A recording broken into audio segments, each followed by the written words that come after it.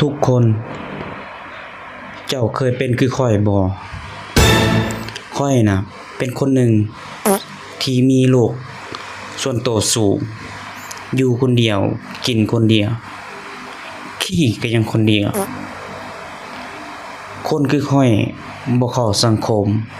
และบ่มีหมู่คู่แม้กระทั่งไปขี้มียังบ่มีคู่ฉะนั้นคน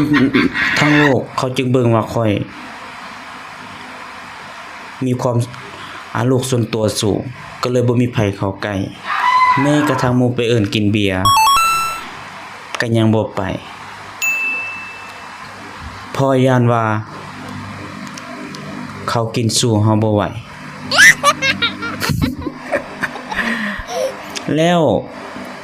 อันคนที่มีส่วนโลกส่วนตัวสูงคือเฮาน่ะแม้กระทั่งแฟนมานอนนำก็ยังบ่มีเผลอๆก็เฮ็ดบ่เป็นซ้ำโอ้ยมีหมู่คนหนึ่งถามเขาว่ามึงก็เอาแฟนมานอนนำติหรือว่าผู้สาวมานอนนำโอ้ยบ่ห่านี่มึงก็เว้าไปเรื่อยเนาะข้อยยังบ่ทันมีแฟนสิเอาแฟนมาแต่ไส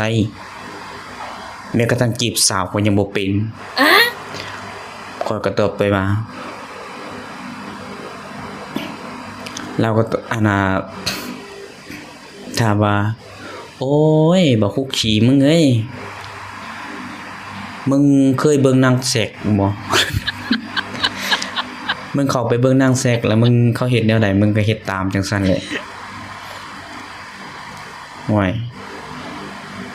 มึงคือเว้าคักเนาะแม้กระทั่งนางแสกก็ยังบ่ฮู้ว่าเป็นนางแสกแบบใดพิมพ์แนวใด มึงก็ถามไปเรื่อยมึงบอกแนวดีๆบ่เป็นบ่ข้อยก็ยอมเรื่องนี้ชีวิตข้อยแสนอภัพยิ่งนักไม่รู้จะพึ่งพาใครอยู่คนเดียวกินคนเดียวนอนคนเดียวเลิกงานมานอนอย่างเดียวไม่มีเพื่อน